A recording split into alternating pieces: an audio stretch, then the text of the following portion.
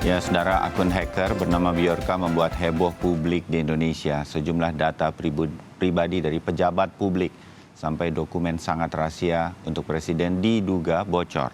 Mengapa keamanan siber di Indonesia dari kasus kejadian ini terlihat masih lemah? Dan bagaimana sebenarnya atau mampukah kita mencegah agar tidak terjadi lagi kebocoran data-data sepenting ini? Kita hadirkan dalam dialog Sapa Indonesia pagi hari ini sejumlah narasumber untuk membahas hal tersebut secara daring. Para narasumber yang hadir, anggota Komisi 1 DPR RI Muhammad Farhan dan juga pakar keamanan siber dari Sisrek Pratama Persada bergabung dari London, Inggris tampaknya, dan berjanji untuk bergabung bersama kami Jubir BSSN Badan Sandi dan Siber Negara Ariandi Putra. Mudah-mudahan nanti bisa bergabung. Kang Farhan, Mas Pratama, selamat pagi. Selamat pagi. Ya, salam sehat. Di London ya, Mas Pratama? Ya, siap benar Mas Bayu. Oke, jadi dini hari ya di sana ya? Atau menjelang dini hari ya? Ini setengah 2 pagi. Setengah 2 pagi ya. Oke, selamat pagi waktu London. Terima kasih waktunya. Saya ke Kang Farhan dulu. Kang, Ya. concern banget kita ini ya. Kita lagi bicarakan dan terus Komisi 1 mendorong RUU agar menjadi undang-undang untuk PDP, perlindungan data pribadi, ada kasus ini. Ini kita ditunjukkan sebenarnya. Benar nggak kalau saya bilang kita lemah banget ini berkaitan dengan keamanan siber negara. Bagaimana Kang Farhan melihatnya dan concernnya? Hal pertama yang mesti disamakan pengertiannya adalah RUU PDP walaupun diberlakukan tidak akan mungkin menangkap sosok seperti Bjorka dan para entitas-entitas pembocor atau pencuri data lainnya. Ya. Nah, yang akan menangkap mereka tentu adalah pihak kepolisian, pihak kejaksaan, bahkan BIN sama BSSN aja nggak boleh nangkep, nggak sesuai dengan undang-undang yang berlaku. Itu dulu ya di pengertian yang sama ya. Oke. Nah, lalu RUU PDP bisa bantu kita seperti apa? Saya akan kembali ke BSSN. Tugas BSSN itu 2 pada dasarnya. Yang pertama, menentukan standar keamanan cyber seluruh Indonesia termasuk semua lembaga negara. 1. Kedua, memastikan agar semua lembaga-lembaga ini patuh kepada standar yang telah ditetapkan oleh BSSN. Tugas pertama BSSN sih menurut kami dengan anggaran udah dipotong sampai 50% dari anggaran sebelumnya, itu sih udah bagus banget gitu. Standar yang dibuat oleh BSSN ini udah bagus. Problemnya cuma satu, BSSN gagal melaksanakan tugas yang kedua, yaitu memaksa lembaga-lembaga negara untuk patuh kepada standar keamanan yang telah ditentukan oleh BSSN. Oke. Kenapa seperti itu? Karena setiap lembaga negara punya vendor yang berbeda dan punya sistem yang berbeda. Jadi ada bayangannya gini aja deh. Misalnya nih, BSSN menentukan bahwa tembok pagar itu tingginya 4 meter. Ya. Tebalnya 30 cm. Udah ya? Nah, Kementerian Kesehatan bilang, oh enggak, kalau menurut vendor kami cukup 2,5 meter tingginya, tapi lebarnya 40 cm. Gitu. Terus yang lain ada yang nurut, oke deh kita ikutin 3 meter dan 30 cm. Akibatnya ada perbedaan nggak? Perbedaan tinggi, pertebalan tebal, dan lain-lain. Oke. Dalam kasus cyber security, correct me if I'm wrong, perbedaan seperti itu menimbulkan banyak sekali celah-celah, loophole untuk entitas-entitas seperti Bjorka dan lain-lain itu untuk masuk dan kemudian melakukan breach terhadap keamanan siber di Indonesia. Tuh, gitu. Ya. Nah, Kang Farhan sedikit. Jadi dari berbagai ya kalau data pribadi para menteri, ketua DPR, Mbak Puan dan segala macam kan masing-masing pribadi ya. Saya mau bicara yang lembaga negara nih. Sampai ada saya nggak tahu dibobolnya dari mana, dari BIN-nya apa dari istana begitu bahasa saya mengenai ada surat keluar masuknya presiden, kemudian ada Kementerian Kominfo begitu. Nah, ini belum sama kita nih. Di lembaga negara saja saya nggak bicara yang lain nih. Lembaga negara belum sama, Kang Farhan. Itu masalahnya ya? Belum sama. Kalau kita melihatnya, karena sampai sekarang nih, tidak ada satupun lembaga negara yang secara terbuka mau memperlihatkan atau paling tidak menunjukkan bahwa mereka memiliki sistem keamanan yang patut dipercaya oleh masyarakat. Nah, kenapa bisa berbeda-beda? Karena vendornya beda-beda, Pak. Iya. Ya, oke. Ketika vendornya beda, maka standarnya beda. Ya. speknya beda juga. Kok bisa beda-beda? Karena ada beberapa vendor yang bandel, yang kemudian berkolusi dengan pejabat di dalamnya, bikin spek untuk pengadaan itu dari sejak pembuatan kerangka acuan kerja yang harusnya rahasia. Jadi temboknya tadi mungkin bisa saja sama atau apa, tapi semennya kan berbeda dan lain-lain. Kira-kira begitu ya. Saya kurang lebih begitu. Kita sebagai orang awam ketika nanya nih, mana servernya? Lah, server yang prosesornya canggih sama server yang prosesornya nggak canggih, kelihatannya secara fisik sama, Pak. Lah, kami ini kita ini orang awam bisa bedainnya gimana? Nggak bisa bedain. Dan BPK itu dalam melakukan pemeriksaan fisik. Terbayang kemudian bagi kita ada celah-celah tersebut, paling tidak di situ dari Kang Farhan. Cyber security forensik seperti yang dilakukan oleh teman-teman Pak Pratama dan teman-teman itu menjadi sangat penting. Mungkin Mas Ariandi bisa menambahkan. Iya. Nah, selamat pagi Mas Ariandi Putra, Jubir BSSN sudah bergabung. Mas Ariandi, terima kasih waktunya. Selamat pagi, Mas. Ya, di sini ada Mas Pratama dan juga Kang Farhan. Nah, saya langsung ke Mas Ariandi. Ini pengertian publik dulu nih. Kan kita awam membacanya di media juga begitu. Oh, ada data diduga bocor dari surat keluar masuk presiden, termasuk komunikasi atau surat menyurat antara istana dengan BIN begitu. Itu dulu deh. Saya pengen tahu nih, BSSN sudah menyelidiki benar-benar bocor atau seperti apa nih si Bjorka? Benar nggak sih itu klaimnya bahwa dia menawarkan kalau bayar sekian 8 kredit atau apa gitu, kemudian kita bisa dikasih data-data yang sudah ditelusuri sampai sana, sebenarnya seberapa bocor, Mas Ariandi?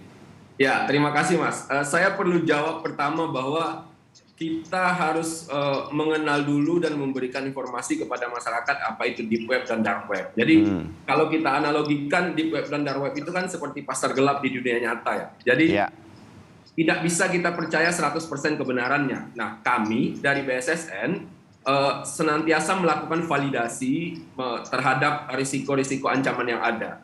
Dugaan-dugaan insiden kebocoran data itu kita telaah dengan sangat-sangat hati-hati untuk kita sampaikan kepada publik. Nah, kita berkoordinasi dengan stakeholder terkait yang diduga mengalami insiden kebocoran. Nah, koordinasi ini terus kita lakukan sejauh mana dampak yang ada. Nah, selain itu, perlu disampaikan bahwa menanggapi Kang Farhan tadi di awal yang menyampaikan tugas pokok BSSN terhadap dua hal, saya setuju pada poin pertama, tapi poin kedua rasa-rasanya perlu diluruskan. Bahwa saya perlu sampaikan bahwa PP 71 tahun 2019 itu tentang penyelenggaraan sistem dan transaksi elektronik, pasal 3 itu menyebut bahwa setiap penyelenggara sistem elektronik harus menyelenggarakan sistem elektronik secara andal dan aman.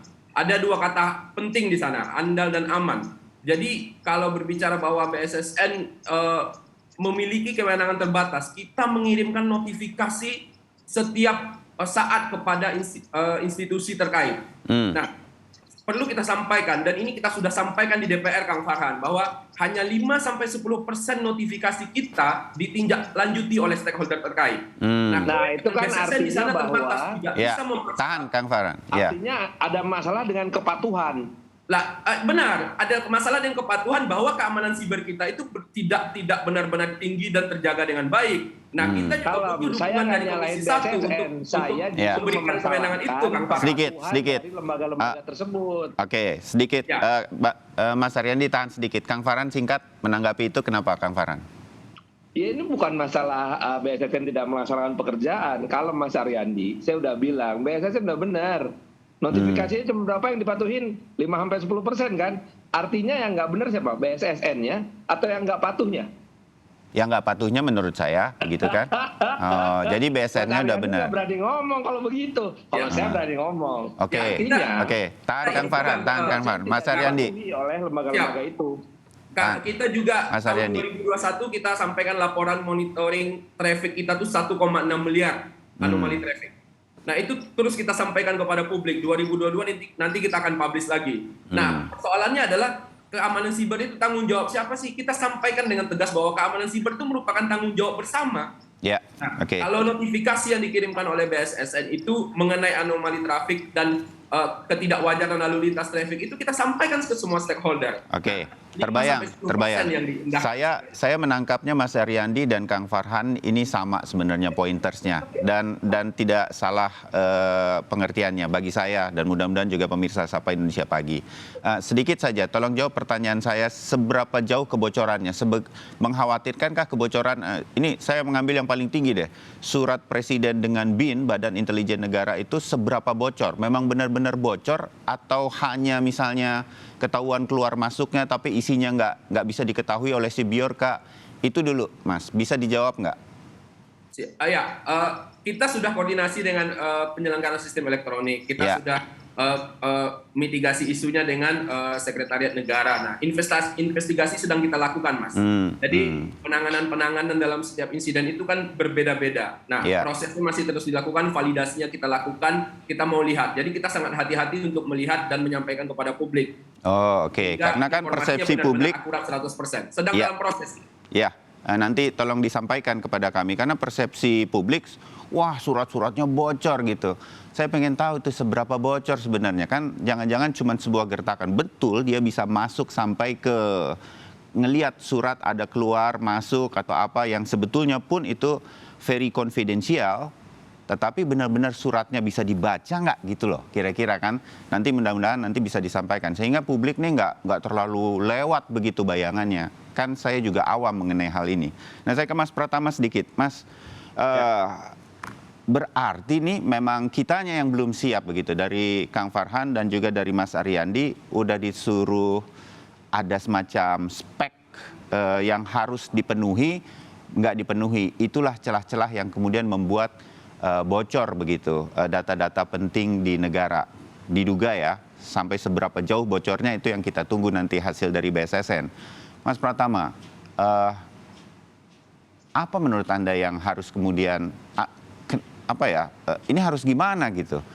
Bayangan Anda dari negara lain itu bagaimana melindungi keamanan-keamanan seperti ini? Ini BSSN udah dibentuk dan bertanggung jawab langsung kepada Presiden aja, masih belum juga bisa ditaati. Dan akhirnya begini nih, ini dampaknya saya pengen lihat bahwa kepercayaan publik jadi runtuh lagi. Kemarin udah terus dibangun kan begitu, Mas Pratama? Ya, kalau menurut saya ini ketidakmauan belajar oleh pemerintah kita terhadap kasus-kasus yang terdahulu yang menyebabkan kita ini selalu kebobolan. Kita lihatlah, udah berpuluh-puluh kasus kebocoran data begitu. Iya. Sudah banyak yang jelas-jelas datanya bocor begitu. Tapi nggak mau belajar juga, masih menganggap bahwa kebocoran data itu hal yang sepele begitu. Ini kan masalah biasa cyber apa sih gitu, sehingga mereka tidak memiliki security awareness, mereka tidak merasa bahwa kebocoran data itu bisa merugikan masyarakat, padahal kan efeknya sangat besar sekali begitu. Ya kan? Kita tahu ada penipuan, ada pengambilan alih akun dompet digital, pengambilan rekening, kemudian penawaran judi online dan lain-lain begitu yang akhirnya bisa bikin masyarakat kita berantakan hidupnya gitu. Ini sangat mengkhawatirkan sekali. Nah, selain itu juga saya bingung juga oleh pemerintah gitu. Tadi Mas Riyandi bilang bahwa setelah melakukan validasi gitu ya. Memang ya mungkin tugasnya BSSN ngomong seperti itulah pemerintah lah gitu. Tapi cobalah kita lihatlah gitu. Data yang dibocorkan oleh si Biorka ini 1,3 miliar data ini benar-benar tidak bisa divalidasi gitu. Saya udah ngetes sendiri kok valid datanya gitu. Apakah 105 juta data dari KPU tidak bisa divalidasi? Bisa kok valid gitu.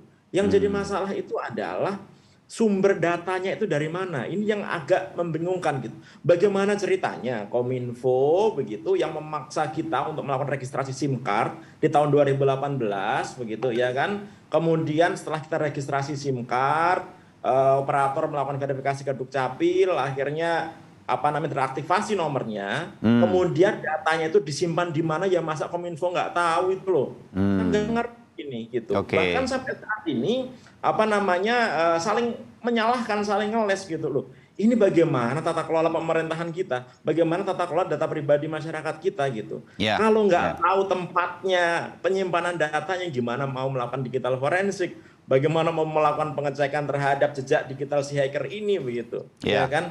Ini juga menjadi masalah digital forensik. Kenapa?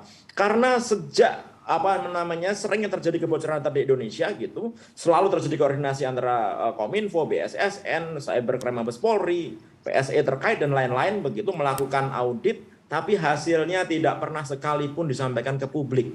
Apa yang dikerjakan sebenarnya? Oke. Apa hasilnya begitu? Mana yang bocor itu lewat jalan mana gitu? Kemudian Ya.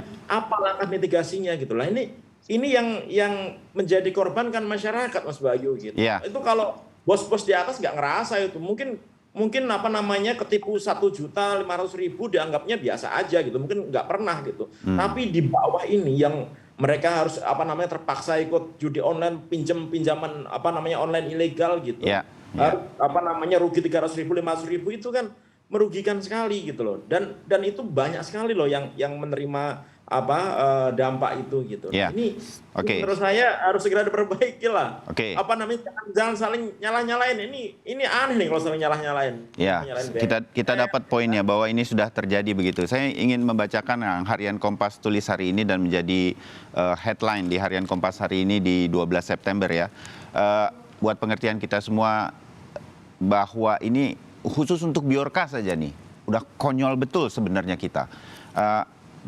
Biorka ini udah memasarkan akhir Agustus 1,3 miliar data registrasi kartu SIM yang disebut berasal dari semua operator telekomunikasi. Bulan Agustus. 6 hari setelahnya, akun yang sama nih si Biorka memasarkan 105 juta data penduduk diklaim dibobol dari situs KPU. Nah, kemudian tidak berhenti di situ, Biorka kembali memasarkan data catatan surat keluar masuk dokumen yang dikirimkan Presiden Joko Widodo, surat menyurat juga dari Presiden ke BIN, labelnya rahasia. Nah, hal semacam itu. Setelah itu dia main ke data-data pribadi pejabat. Pak Johnny G. Plate, Menteri Komunikasi dan Informatika, Ketua DPR Mbak Puan, Menteri Badan Usaha Milik Negara Erick Thohir. Ngobrak-ngabrik kita dia ini, dan kita masih berkutat di sini begitu. Dan ini baru Biorka, sebelumnya sudah banyak terjadi. Kang Farhan, singkat aja sebelum saya jeda. Kita nih bisa nggak sih melindungi dan menjaga kedaulatan data kita dan nggak saling nyala-nyalain seperti Mas Pratama bilang tadi? Kang Farhan. Bisa, asal pengadaan sistem security cyber di lembaga negara jangan didikte sama vendor. Gitu yang terjadi. Mas Pratama sama Mas Arani langsung ketawa karena we know exactly the problem. Oke. Jadi ini mudah-mudahan bisa jadi momentum tersebut ya. Kita sambung setelah jeda kalau begitu.